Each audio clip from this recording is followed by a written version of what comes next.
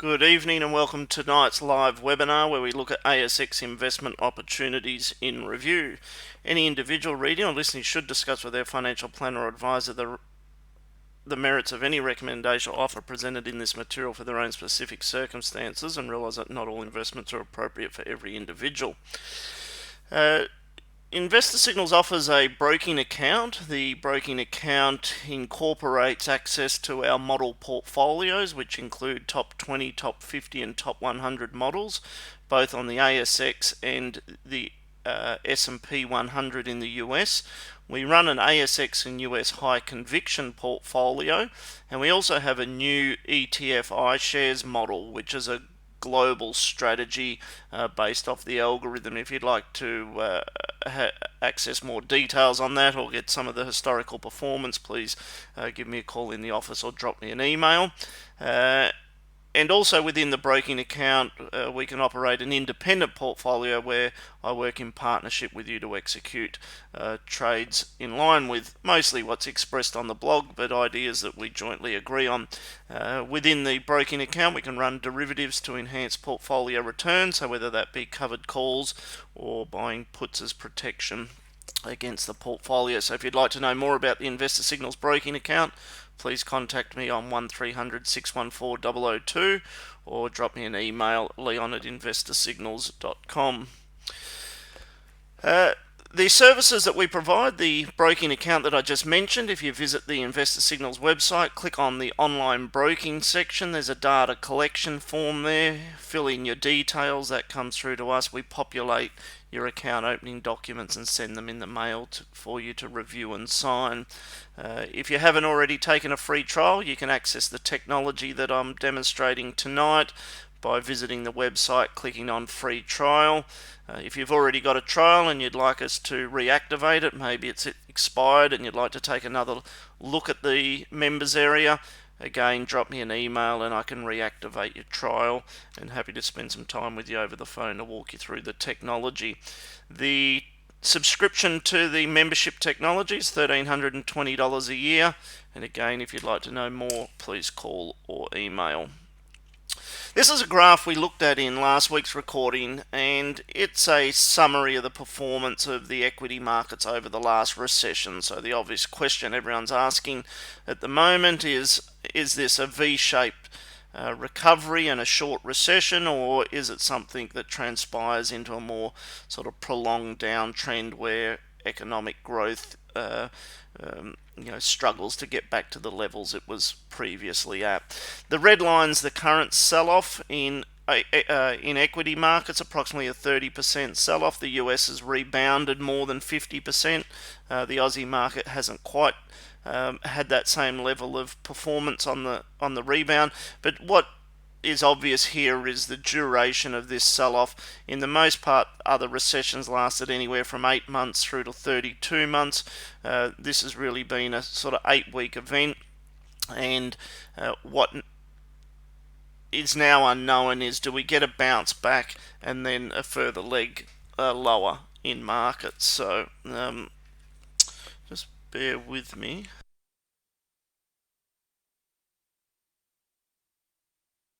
There we go.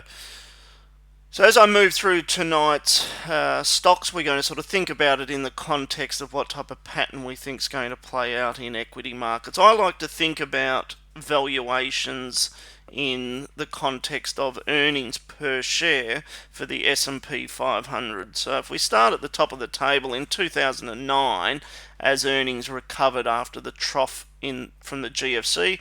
So in 2007, S&P earnings were worth about $110 average earnings per share.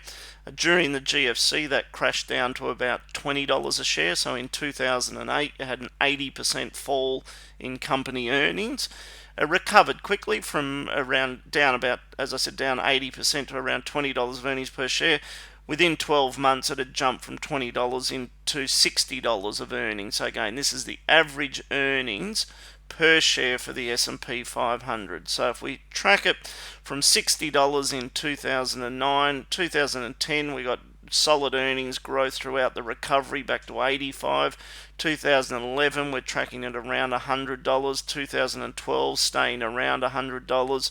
2013 still close to that $100 mark. All throughout that 2011 to 2013 period, the S&P 500 was worth, give or take a little, about 1,500 points. The next major jump in earnings came in 2014, where earnings sort of consolidated around this 115, let's call it. And at that point, the S&P 500 was worth 2,000 points. So at $115 of earnings, S&P worth 2,000 points. Next jump in earnings didn't come until 2017, and it jumps to $131, so 10% earnings growth. That put the S&P at 2,500 points. Then Trump cut corporate tax rate down to 20%. Earnings jumped from 130 to 160. Stayed at 160 in 2019, so we had no earnings growth from 2018 to 2019, and the S&P traded at around 3,000 points. So we've gone into this crisis with S&P earnings at about $162. If we forget 2020 for a moment and look at 2021, analysts still have forecast at around $170 to $180 of earnings per share. So that would mean that we're looking for about 10% earnings growth on where we were in 2019. So I look at it this way: when times were good, we were unable to generate earnings growth. If it wasn't for that tax cut coming through, we really had no earnings growth throughout that 3-year period. So the economic environment at the moment, it would be hard to classify it as good as it gets, which is what we had in the lead up to this. So the probability of earnings accelerating in 2021 up to $180 just seems like an unlikely scenario. What is more probable is at some point analysts have to downgrade these 2021 earnings. What no one's sure of at the moment is what does 2020 earnings look like, and this assumes roughly a 10 to 15% contraction in earnings, but no one really knows that number yet. Is it something much more serious, like what we had during the GFC where earnings fell 80%? Maybe it's somewhere in between that, and I've spoken previously about what a wide range analysts have, anywhere from 30% earnings fall to 10% earnings fall in 2020. So this is the bit that's unknown in the market at the moment, is what do these earnings look like. Now the risk for the market is these earnings come in significantly lower than what is assumed at the moment, especially when you consider the US equity markets rallied back, and in some cases close to the prior highs. What does this 2020 earnings look like, and the 2021, what happens if that has to be downgraded? So they're the risks for the market that we need to try to digest and analyze. So with that, let's go into the stocks and have a look at opportunities that exist right now in the market. So the Nasdaq index, this is the correct. We've had the correction down to 6,500. I've spoken about the rebound back. If we just zoom in and have a closer look, we had a little bit of a sell-off, and then we're getting another push higher. So part of this strength is obviously coinciding with an improvement in the health outcomes around COVID-19, and also a relaxation in some of the social restrictions that have been in place. It's not really driven by an improvement in earnings. Now, naturally, as businesses go back to work, earnings will improve.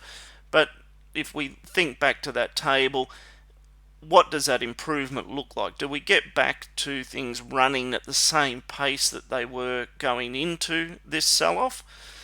Well, if we do, that still just gets us back to an environment of flat earnings growth. So again, as good as it gets for 2 years leading up to the sell-off, no earnings growth. A good outcome is if we get back to no earnings growth. A probable outcome is it's something far less than where we started. And for that reason, yes, interest rates have gone lower, and there's not many alternatives for investors to park money other than to pursue equities. well, that's a big part of the allocation story, and I think that has merit. And for that reason, you always got to be a bit cautious of what do market animal spirits look like. The need for return on capital, central bank policy, all those things have to be weighed up, and you need to be mindful that a dislocation between optimism and earnings can sit in place for a while. So my current view still remains that the Nasdaq's pushing up against resistance. There's opportunities in the market as we go through the top 100 stocks, and it's just a matter of managing the position sizing and thinking about stop losses and making sure that you have some trigger in place for when the index does start to break down what your strategy in the portfolio is. So a couple of ways to think about that. One would just be to run a trend line, and it might be as simple as taking something from this level here. So we go in, select the segment, click on there, and it might be just something giving yourself some room there to say, well, as long as the market moves higher above that, I'll continue to look for short-term trades to the upside. But if we see the market break below that, I'm going to become cautious. It might be a simple moving average where you come in here and put on something as simple as, say, a 5 or 10 day moving average. I'll just use a 10-day for this example. And you may just say, okay, well, at the moment the Nasdaq's above that, but as soon as it rolls back below that, I'm going to start looking at more hedging in place for my portfolio. So I'll keep you updated on the blog with our thoughts around the timing of that break of either that uptrending support or that moving average. So in tonight's recording, we're going to look at the opportunities in the ASX 100, both on the long and short side of the market. I'm going to come into the watch list here, select ASX 100, organise the greatest percentage gains to the top. We're going to get the buy stocks that are all under buy signals. So now what we're looking at, all the companies under algorithm buy signals and the best percentage performer today. So we'll start with Magellan. And the opportunities here are something that I look at as a short term, and it may be 1 to 3 days in the market. It may turn out that a more substantial uptrend develops, but I still remain cautious that the Nasdaq's nearing some level of resistance. But technically, the support here in Magellan at around $45, strong day today. You could certainly look at participating in that upside and just run stop losses below that $45. Think about that Nasdaq index, a break below that uptrending support or a break below the moving average. You just want to become a bit more cautious on your long exposure in portfolios. REA Group, so bounced off support there at around 75. We continue to like REA. Car, out of the listing data, there was a clear winner in carsales.com having less of a fall off in its listing data than Seek, REA, and out of Seek, REA, and Car was a clear winner as far as retaining listing volumes. REA, though, obviously enjoys a strong competitive advantage, and we see it as a good opportunity for portfolios longer term. So buying it on the dip should continue to be well rewarded. Not doing there in Challenger at the moment, not doing in Altium. Nor in ALS. Sonic Healthcare, so this is one that we have been comfortable buying on the dip. We think as the economy reopens, Sonic will be a beneficiary of that. Maybe back to between $26 to $28. I think it runs into resistance for the time being, but I've put in support there at 22, and you could think about sort of another support level there at around 24.30. A break below that, you'd be a little bit cautious on it. Downer EDI, preference probably CIMIC over Downer at the moment. Xero, so this is a name that we like. Again, put a support line up under here. As long as it holds above that, there's upside potential. But Xero's getting a little expensive short term, but certainly, we really like the long-term fundamentals that are driving the valuation there on Xero. GPT, these property trusts are pretty difficult to get excited about. Our main overweight, or our main allocation to the property space, is Goodman Group, and we retain that position. But GPT, you could think about this from the point of view that there's support there at around 355. As long as it holds above that, there may be an opportunity there. Within the building space, James Hardie, we think this starts to look okay here at $17.50 as the global, both Australian and European economies start to open up a little. Support there at around 17.50, stop loss below that. Sydney Airport, so around 5.50, I've put support there. This and Transurban will just benefit from sentiment improvement around people returning back to work and the economy opening up, but the impact to both Sydney and Transurban as far as their dividend payouts this year is substantial. So again, the argument that they suddenly rally back to where they came from, I think is a fairly weak one at present. So maybe there's a little more upside to around that 650 in a strong environment there for Sydney, but stop losses below 550. Qantas not there at present. Car sales, as I mentioned, the listing volumes here have remained quite strong, so we've got support there at around that 1275 or 1250. Anything above that, you can retain that long position in the market. Macquarie, we've remained a bit cautious on Macquarie, and it's really just driven off the back, although their banking exposure's relatively low as a percentage mix of their business. But we've remained cautious on NAB, and we've seen the impact that the COVID-19 related provisions have had on that, and we'll get to that shortly. But if we are in a sort of period where we've got another 4 or 5 days of buoyant activity in the market, you could think about support there at around 94.50. A break below that, you'd want to get out of the trade, because there's still downside risk to the banking sector. Star Entertainment, so we're starting to see that hold support there at around that $2.20 level. Again, a break below that, you'd want to be cautious. Bramble, so we like this, but it is expensive in an environment where earnings maybe a flat to the company just recently downgraded earnings, but still at a positive 6% growth per annum.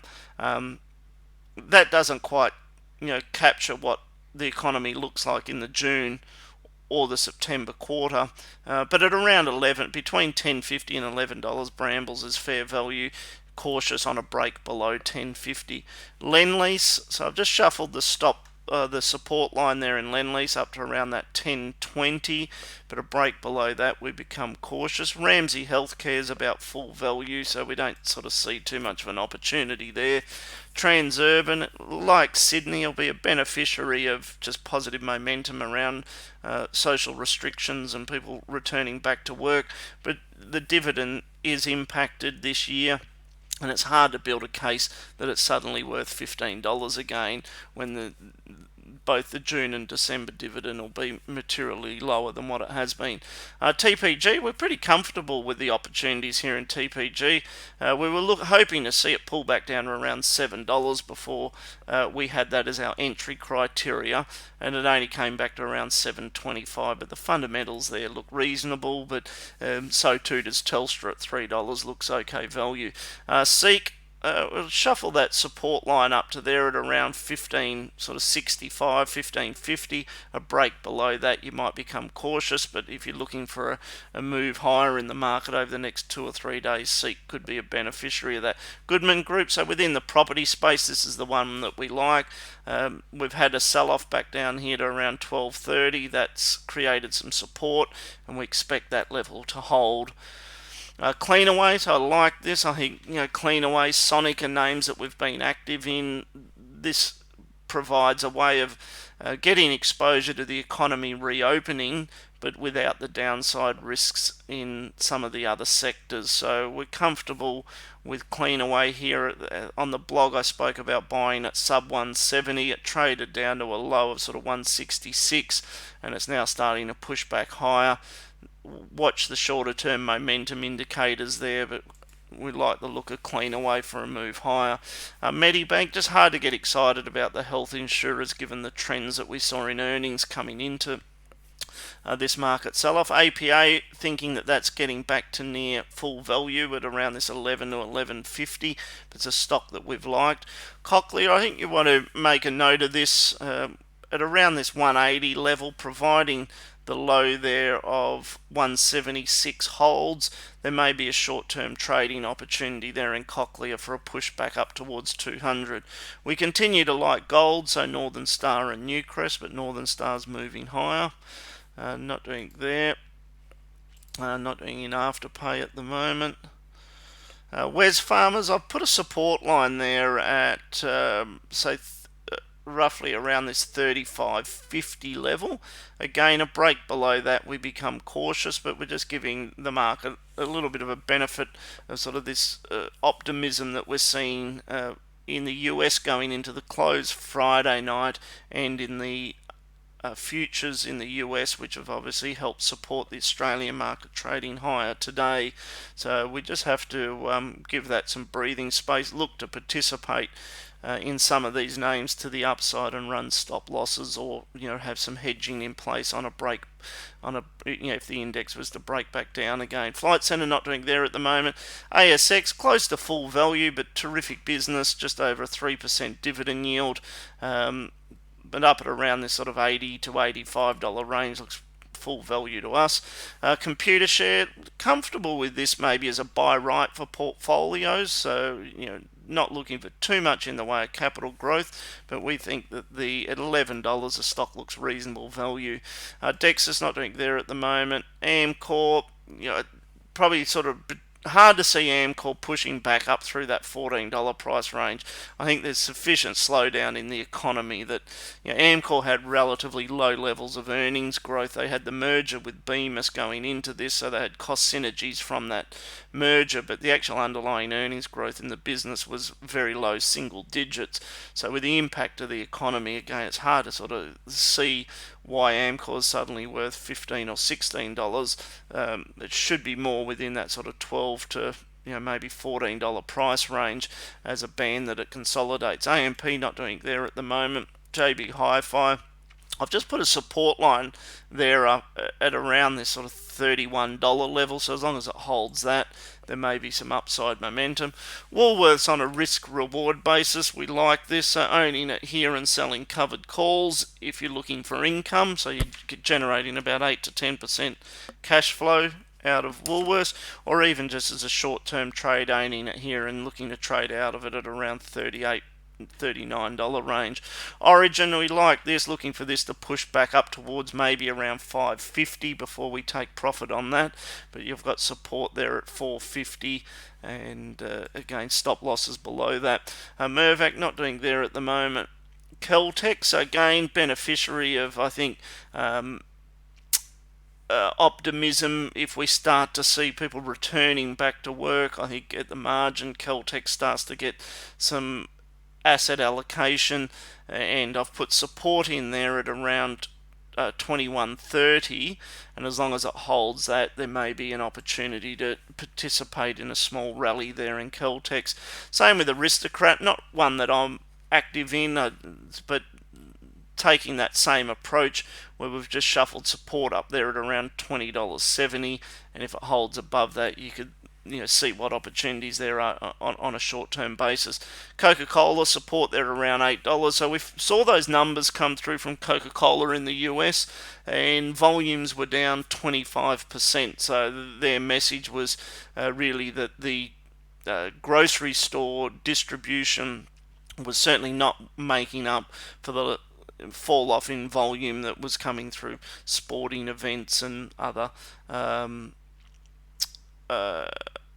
social gathering type community activities that would that would drive volume of Coca-Cola products in normal economic times. So Coca-Cola Amatil Australia is obviously going to be suffering from those same impacts. And again, we came into this with low levels of earnings, so probably around about this $8 to $9 range is where Coca-Cola should consolidate and trade sideways. So we don't see too much in the way of upside, but owning it, selling tight covered calls generates a cash flow for portfolios. If you're chasing growth stocks in the market, I think there's better opportunities than Coca-Cola if you're trying to play a bounce in the index from where we are at the moment. Ansell, I've just put support there at around 27.60, but looks a bit expensive for me, so we want to wait and see what the earnings picture looks like as further details come through. NIB Holdings, again cautious on these health insurers. AZJ, we were looking for a pullback at sub 425, we haven't got it, so there's no entry level there. Insurance Australia, I've just put support there at around 575, but again, if I'm looking for trading opportunities in the market, I think there's better areas to focus on than Insurance Australia. But certainly you could think about it in the context of support there and cautious a break below that. Orica, support there around $16, so cautious on a break below that. ResMed moving sideways, number of analysts have downgraded earnings there. Telstra, so I've put support there at around $3. Again, a break below $3, you start to become a little bit cautious. Coles, I think Woolworths looks better, but Coles, it'd be nice to pick it up on a break back down to around $15.50. So preference Woolworths at the moment over Coles. BlueScope, so not one that we're really active in at the moment, but you could certainly have a think about sort of support through there, watching these short-term indicators, and being cautious on a break back lower below that support line there of 913. Fortescue, so Fortescue, BHP, Rio all moving sideways. The dividends are attractive, but iron ore prices pushing back. If we think about it, sort of they were in that $80 band. They're at the lower end of that band at the moment, so we're not seeing too much upside there. Cautious on the banks, and that includes CBA. We'll get to NAB shortly. There we go. So NAB's just raised capital, $3.5 billion at $14.15 a share. The risks for the banks are that this is not a short V-shaped recovery or recession, and it actually plays out more like the other 10 or 12 recessions that we've had, where the average duration is something more like 8 months to 24 months. If that's the case, you could see a scenario where the banks are having to go back to the market to raise further capital into that sort of September period.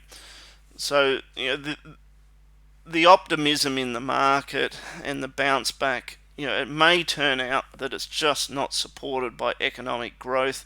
The earnings picture's not there. Analysts downgrade 2021 earnings, and you have a much softer economic outlook and less optimism around the market.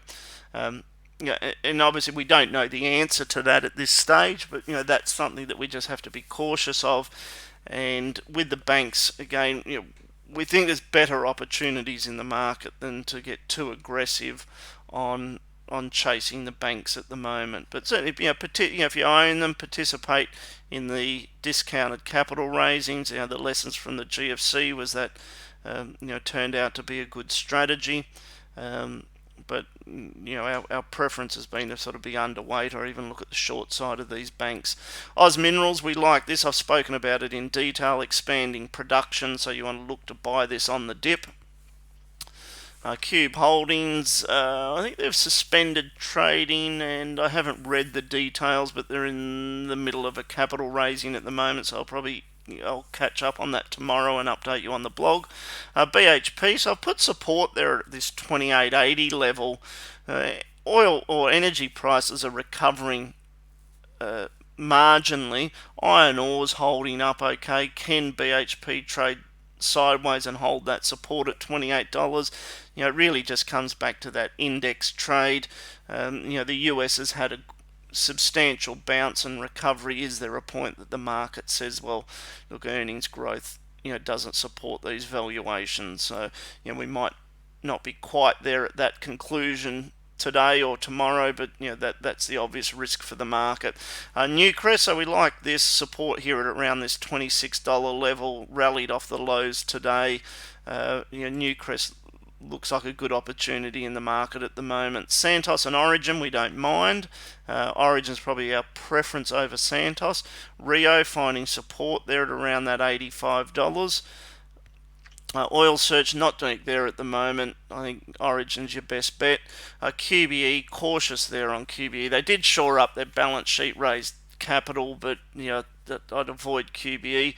Alumina not doing there at the moment. Bendigo, pressure to the downside. Beach not doing there. Westpac, I think they'll follow the same path as NAB, so just be very cautious on the four major banks at the moment, as well as the regionals for that matter, not doing in Vicinity. So what's changed now is we've rolled into the stocks that are under algorithm sell conditions. So rarely would I talk about buying something that's under sell conditions.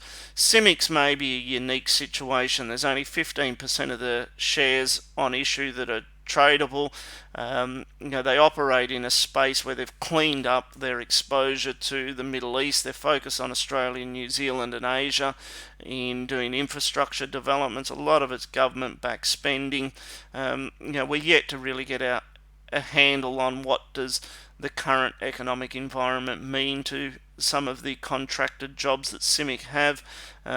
So with caution, I just say take note of that support there at around 2050. A break below that, you'd want to be out of the trade, but it may, in a strong, if the market's rallying over the coming days, CIMIC may be a beneficiary of that in an area just to have a think about. Boral, under sell conditions, but there's an argument that at some point the Australian government maybe looks to bring back in some type of first home buyer grants and look to stimulate construction in Australian. Boral will be a beneficiary of that. So the downside risks are relatively low compared to what the upside opportunity there is in Boral if the economy does remain buoyant and get the benefit of stimulus measures from the government. Domino not doing it there at the moment. WiseTech not doing there. So again, here we're focusing on opportunities on the short side, not doing Charter Halls, Centre Group. I think these retail properties obviously going to struggle. Tabcorp's getting a beneficiary of the thought that clubs and pubs will eventually open back up. Stockland, resistance there at around $3. Incitec, not doing it there at the moment. South 32, hard to get excited about the opportunity. Evolution, so that had been in the model, we've taken profit there on Evolution. AGL, it's suitable as an income trade. It's under sell conditions, but we don't see the downside too significant. So owning and selling covered calls, it's a relatively defensive position. Worley's, so resistance there at around that $8. So if that index starts to falter, there's some of these short stocks that come back onto the radar. So we're watching these closely over the coming days, but just looking for weakness in that broader index before revisiting some of these short positions in the market. Unibail and Crown, so maybe again keep an eye on that up at around $8-9. Does the market get a bit ahead of itself?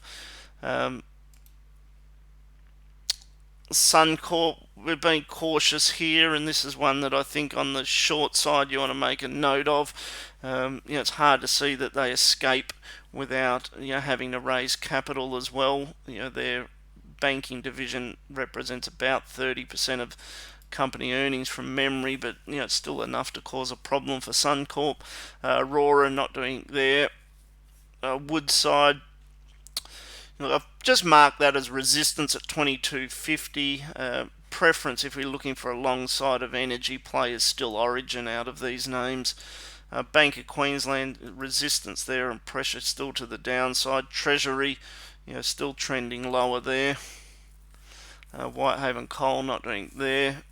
ANZ, so again I think ANZ, Westpac, all follow in the same direction, and NAB of having to move fairly soon to raise money.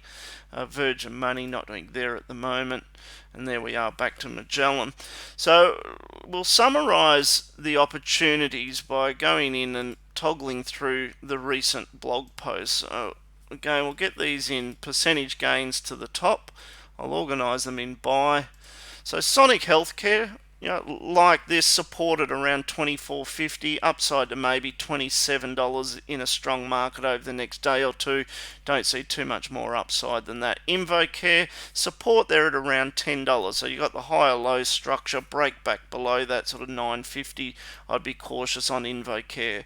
Xero, we like this, supported around 75, break below that, we become cautious on just overall market momentum. Sydney Airport's around 5.50.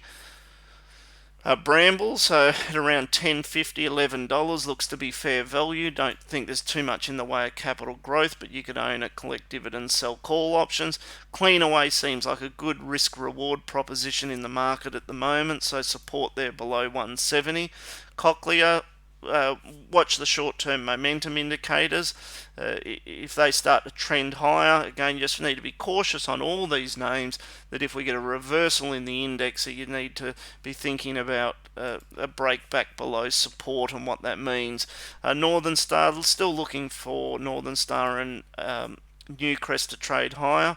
Amcor finding support at around 12.50. Maybe in a strong market it can retest 14, but not looking for too much more than that right at the moment.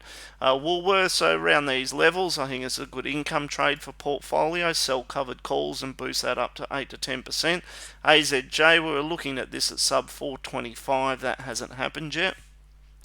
NAB, we were looking at this as a high conviction short trade, and we'll see that reopen. I'm not sure whether it'll be tomorrow or maybe Wednesday.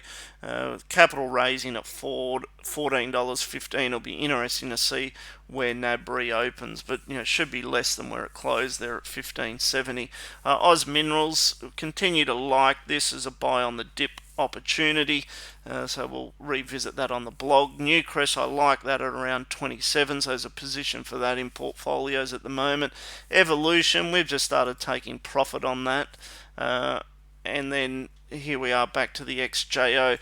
So the concern is that the market has found resistance here. Is there enough sort of animal spirit for the market just to keep charging higher when we don't really know what the scenario for the economy is? And it's not just about the American market or the American economy, it's the issues in Europe, where they came into this with no earnings growth, a slower China, Southeast Asia, problems with still COVID-19 in parts of throughout Indonesia or Philippines, or we're seeing flare-ups in Singapore, and so it's just hard to sort of get to a scenario where, as good as it gets environment in 2018, 2019 that delivered no global earning or no earnings growth for the S&P 500, it's hard to get to a scenario where we get back to that.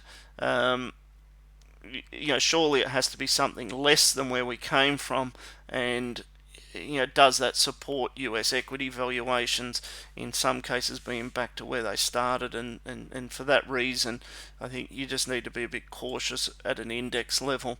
Suncorp, I've spoken in detail about that, so risk to the downside. Treasury, we've sort of spoken about the risks there continuing to the downside, and there we are back to Sonic. So just to recap the names, so I think Newcrest, hopefully you've made a note of that. I think hopefully the strategy on Woolworths, you've thought about that, as an income. If you're in the energy space, I think Origin seems like the lower risk proposition. If you're trying to play short-term momentum moves in the market as the economy reopens and investors sort of chase where there might be value in the market, something like Caltex is a consideration. Obviously Transurban, Sydney Airport, same sort of theme, people returning back to work.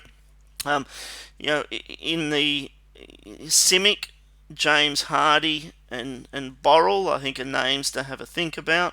In healthcare space, Sonic and Cochlear. In the property space, Goodman Group, but I don't think that's already held up pretty well in a relatively soft environment. So to conclude, I'll just jump back into that graph of the Nasdaq, and let's just have another look at what it is that we need to watch out for there. So as the market continues higher, could the market rally another 400 points and get up to this 9,000 level? Well, I think the obvious answer is yes, it could. Are we at a level now where valuations have already factored in a lot of good news, and is the earnings support there? So to me, the risks are building, and you need a strategy in place to track the index. And if we see a break lower, start to have a think about the short positions in the market or hedging for your portfolio.